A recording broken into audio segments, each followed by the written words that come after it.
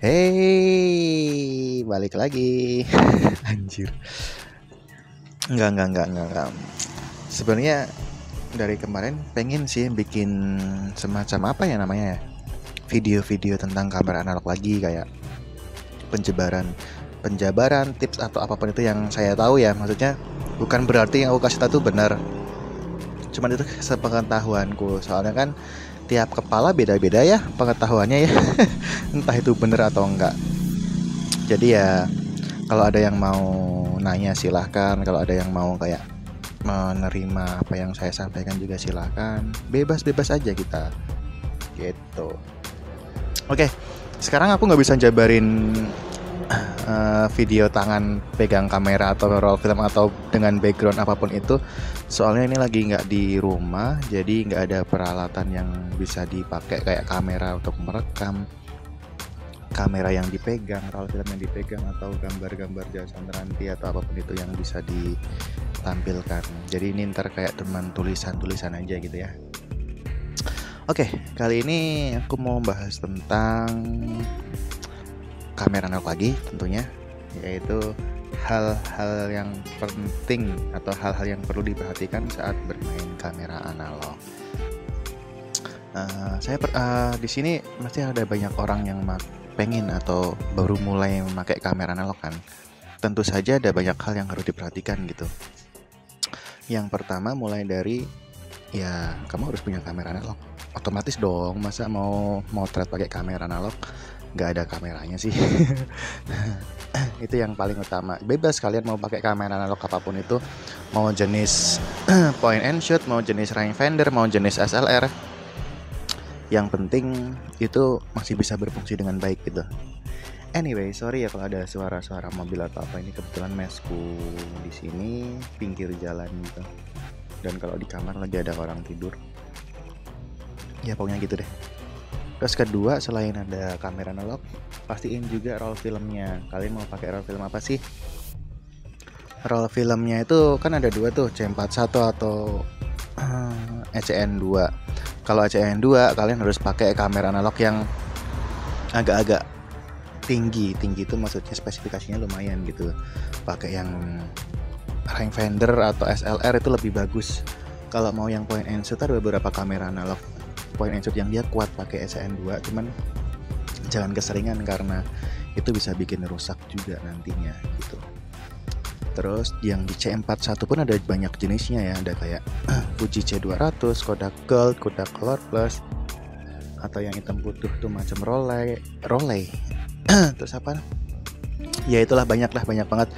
Itu juga sebenarnya bisa dipakai untuk kalian nentuin mau motret apa. Kalau misalnya Fuji C200 kan dia Fuji, dia punya tone grain kehijauan atau warna kulit lebih cocok untuk foto-foto manusia, mungkin itu lebih natural nanti warnanya.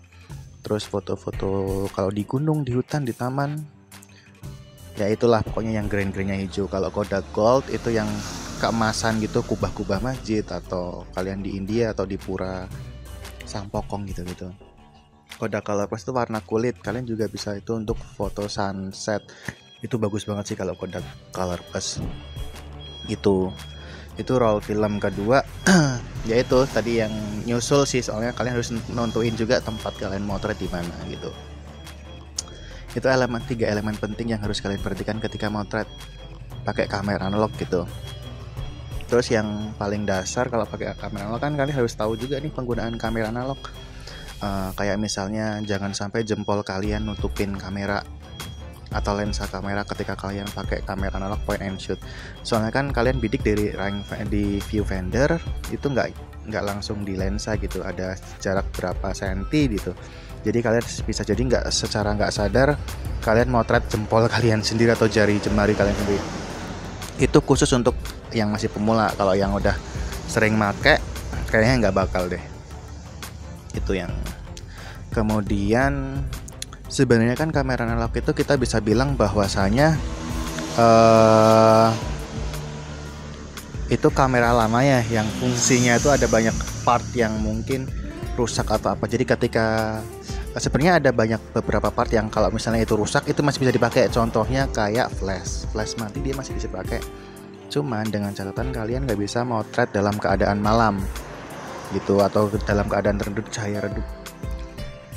Kedua, shutter count kalau misalnya mati pun kalian tetap masih bisa motret, asal kalian bisa ngitung secara manual. Kalau enggak ya udah dipastiin aja ada titik-titik di mana mentoknya si film gitu. Ketika kalian jepret dia nggak mau expose itu udah mentok, ya udah tinggal rewind aja gitu.